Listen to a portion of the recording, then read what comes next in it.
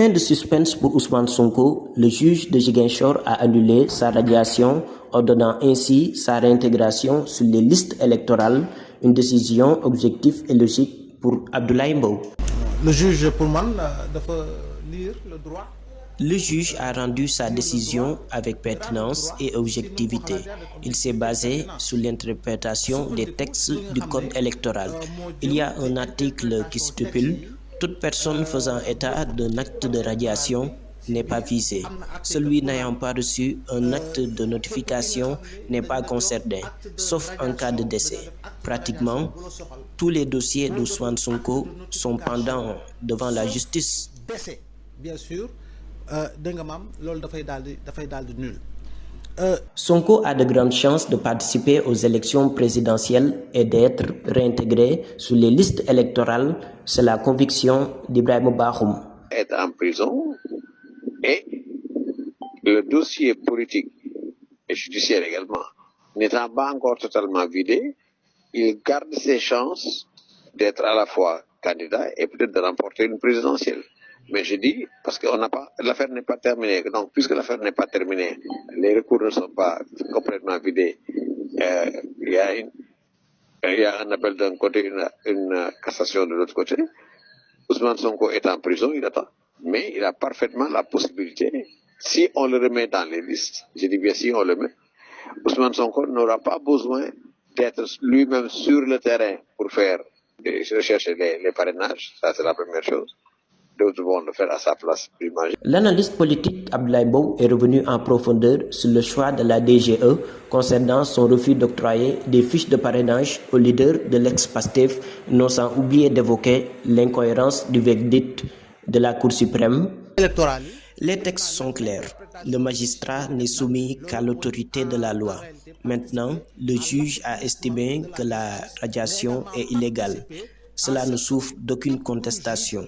En plus, il a demandé la réintégration immédiate d'Ousmane Sonko des listes électorales. L'interprétation que je peux en déduire, que cela participe à l'affaiblissement de la justice, mais également à son instrumentalisation. Si le président du tribunal de grande instance de Ziguinchor a rendu la sentence, il n'y a plus la possibilité pour l'État du Sénégal de déposer un recours en pouvoir de cassation. Ousmane Sonko a obtenu gain de cause de la part du juge Samba Faye, un ouf de soulagement. Mais l'État du Sénégal dispose de 10 jours pour contester cette décision auprès de la Cour de cassation. Reste à savoir si l'édit de Ziguinchor sera réintégré sur les listes électorales. Réponse dans les prochains jours.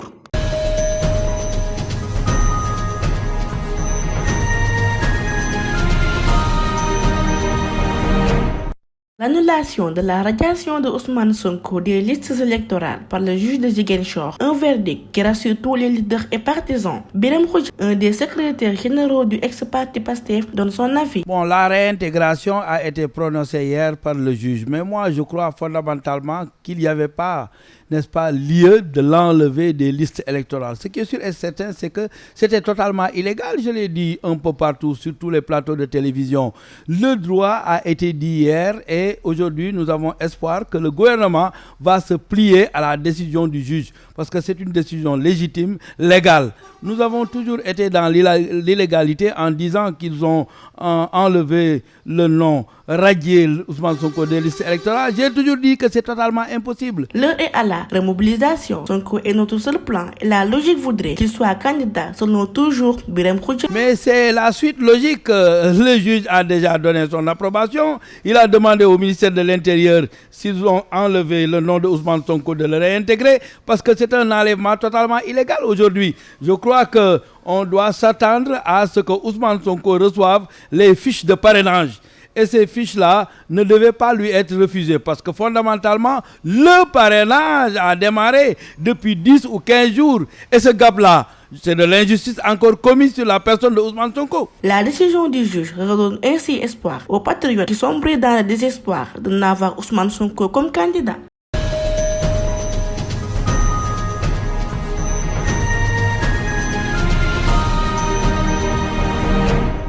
La rentrée scolaire rime avec dépenses, des frais d'inscription souvent hors de portée, des fournitures pas toujours au complet et des priorités à prendre en charge. Des parents d'élèves rencontrés demandent aux directeurs d'école de baisser leur prix d'inscription et de penser aux plus démunis.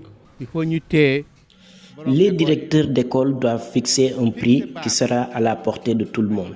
Car avoir plus de 5 enfants et vouloir acheter pour chacun des fournitures avec une pension de retraite, c'est impossible.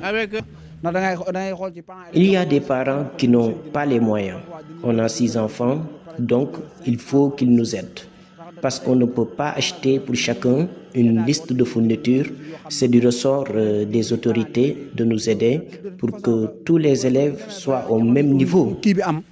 Les fournitures et les inscriptions sont hyper chères. L'État doit aider les parents, nous explique Mahousambo.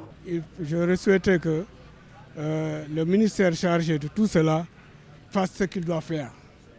Parce que c'est là où le bas blesse. Parce qu'ils ont des charges à faire envers les élèves, envers les études. Pour les études, bon, il y a toujours un manquement. Ça, c'est déplorable, en toute sincérité. Bon, aussi, j'ai constaté que même pour faire un test, les élèves doivent cotiser pour payer les paperasses des tests. Ça, sincèrement, je n'étais pas là, j'étais à l'extérieur. Quand j'ai retrouvé ça ici au Sénégal, j'étais sidéré. Avec la cherté du coût de la vie, l'école devient une dépense importante pour les familles et le portefeuille ne connaît plus de répit. L'éducation des enfants constitue donc un véritable fardeau pour certains parents, surtout dans le public.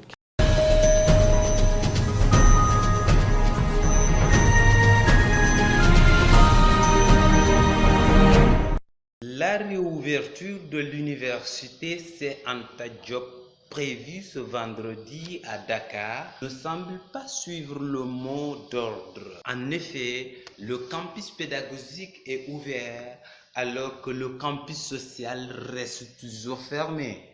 Visiblement, ce qui représente un cri de cœur des étudiants en provenance de l'intérieur du pays. Il est président de l'amicale des étudiants, Pape Moussa Diouf, y apporte plus de lumière. Aujourd'hui, c'est la réouverture de l'université Cheikh Anta Diop de Dakar. Et on est resté 4 à 5 mois sans la réouverture de cette prestigieuse université Cheikh Anta Diop. Aujourd'hui, nous sommes confrontés à des problèmes parce que le recteur a pris cette décision d'ouvrir le campus pédagogique sans pour autant ouvrir le campus social. Et ce qui est un frein par rapport aux étudiants qui habitent pas à Dakar, par rapport aux étudiants qui n'ont pas un logement ici à Dakar. Joséphine et Bintandoy, étudiantes en Master 2, pensent que rien n'est sûr pour une réouverture. Pour la reprise, c'est incertain. Les cours se poursuivaient pour certains en ligne, pour certains ils avaient suspendu. Maintenant là, on attend une deuxième réunion du conseil de l'université. Donc c'est un avenir vraiment incertain. Non, puisque les facultés n'ont pas démarré, chaque faculté n'a pas fixé encore un calendrier. On attend le deuxième rassemblement pour qu'ils statuent sur les reprises. Bon, on ne peut pas vraiment parler de réouverture parce que les étudiants sont là. Nous ne faisons pas cours parce que les facultés n'ont pas encore donné de mot d'ordre à ce qu'on réouvre les salles ou quelque chose comme ça. Donc, on ne peut pas vraiment parler de réouverture. Elle est aussi ressortissante des régions. Adamaba se désole de leur situation. C'est compliqué parce qu'on ne dit pas en tant que tel c'est une réouverture parce qu'on n'a pas assez d'informations aussi. Nous sommes là en tant qu'étudiants, on n'a pas de notes ni rien et on nous dit qu'il y a ouverture. C'est compliqué en tout cas. Petit à petit, parce qu'il y a des étudiants qui viennent de temps en temps, on ne voit pas seulement assez de professeurs. Oui, peut-être on va attendre la semaine prochaine pour voir. Le campus social fermé, la réouverture de l'UCAD, plus certain que sûr.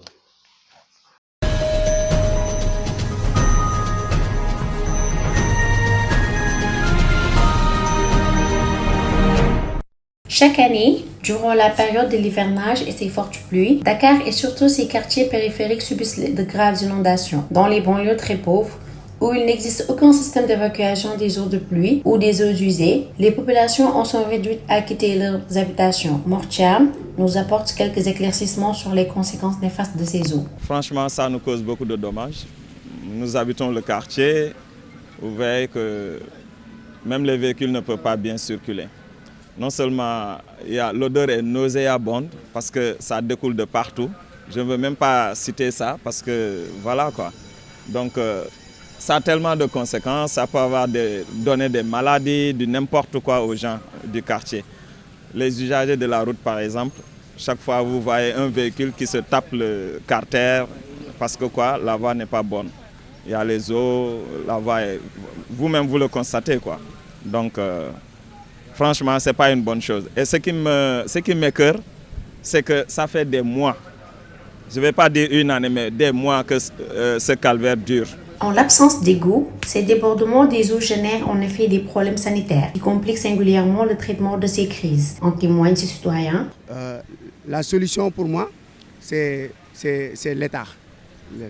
Les conséquences aussi, c'est néfaste parce que les conséquences peuvent amener des maladies pour les riverains, pour la population, surtout les riverains qui vivent ici. Vraiment, c'est quelque chose que nous déplorons. Ce n'est pas normal en tant que quartier populaire comme la Médina, vivre cela depuis plus de 2 ans.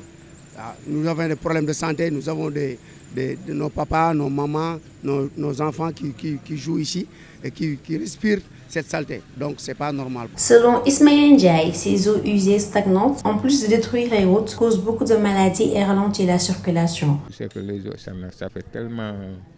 Ça choque les populations quand même. C'est pas mal d'attendre. Il y a pas mal d'attendre. Toutes les populations sont frustrées à cause des eaux qui stagnaient dans les rues. Et puis, les ruelles qu'on avait creusées là, jusqu'à présent, ils n'ont rien fait. Ils l'ont laissé à rac comme ça. Des fois, tu vois des grandes dames ou des grandes personnes qui tombent là-dessus, qui ne peuvent même pas passer sur la route, vers la droite, vers la gauche. Aller de droite vers la gauche. Ils ne peuvent même pas, à cause de les routes qu'on a creusées depuis pas mal de temps. Ils n'ont rien fait pour les travaux. Même à la rue 31, angle 6, entre 6 et 10, ils ont commencé à faire des travaux là pour faire les goudrons là. Mais rien n'est bon là-bas. Rien. Si tu vas là-bas, bon, tu vas voir que là, ce n'est pas du travail. Il n'y a rien de bon. Les eaux usées stagnantes dans les rues rendent non seulement le décor répugnant, mais aussi elles sont facteurs de maladies respiratoires. C'est dans ce sens que l'État doit mettre plus les moyens dans l'assainissement des fosses septiques pour que ces eaux ne stagnent plus dans les rues.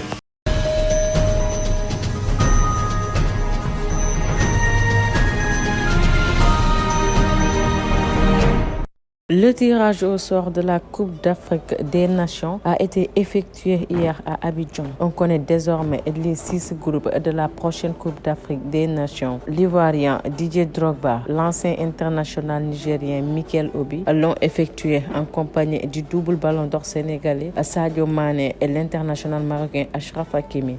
Côte d'Ivoire, pays hôte, loge avec la Nigeria, la Guinée équatoriale et le Guinée-Bissau. Dans le groupe B, on a l'Égypte, Ghana, Cap-Vert et la Mozambique. Dans le groupe C, comme on appelle poule de la mort, on a le Sénégal, Cameroun, Guinée et la Gambie. Groupe D, on a l'Algérie, Burkina Faso, Mauritanie et l'Angola. Dans le groupe E, Tunisie, Mali, Afrique du Sud et la Namibie. Et pour finir, dans le groupe F, le Maroc, RD, Congo, la Zambie et la Tanzanie. Pour rappel, le Sénégal hérite de la Guinée, la Gambie et le Cameroun. Un choc de lions, de grandes nations, une rencontre de prestige. 6 ans après les quarts de finale au Gabon, les Lions de la Teranga et les Lions indomptables se retrouvent dans le même pool pour la 34e édition de la Coupe d'Afrique. Mais avant, les 2 nations s'affronteront en amical le 16 octobre à Lens. Retour sur 3 rencontres des Lions. 19 janvier 1992, alors que le Sénégal organisait sa première Coupe d'Afrique, les coéquipiers de François Bocandé sont éliminés en quart de finale par le Cameroun à domicile. 10 ans plus tard, l'année des premières pour les Sénégalais. Première qualification en Coupe du Monde, première finale en Coupe d'Afrique. Mais le rêve des hommes de Bruno Metsu fut brisé encore par les Camerounais. 0 but partout au coup de sifflet final, place au tir au but. Les deux capitaines et actuels entraîneurs de leurs sélections respectives, Rigobert Song et Aliou Cissé, rataient leur penalty. Mais le Cameroun avait pris l'avantage. 15 ans après, se sont passés au Gabon 2017. Cameroun et Sénégal jouaient leur troisième rencontre en quart de finale de la Coupe d'Afrique. Mais cette fois-ci, c'est Sadio Mané qui rate son penalty au tir au but sous l'ère d'Aliou Cissé. Un retour majestueux des Sénégalais en terre camerounaise. Le Sénégal remporte son premier trophée continental. Pour défendre son titre, le Sénégal doit se défaire de ses voisins, la Guinée et la Gambie, mais aussi régler ses comptes avec les Lions indomptables. Une revanche ou une confirmation pour les tenants du titre? Réponse dans quelques mois.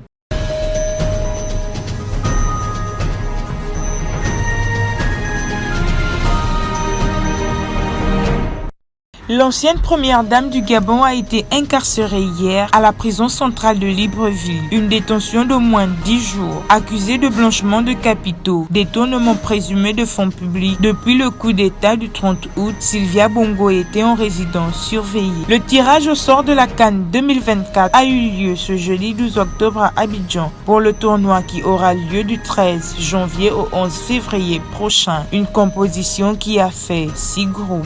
En Tunisie, des milliers de syndicalistes, représentants de la société civile, militants politiques, avocats et lycéens ont manifesté jeudi dans le centre de Tunis leur soutien au peuple palestinien et réclamé de criminaliser toute normalisation des relations avec Israël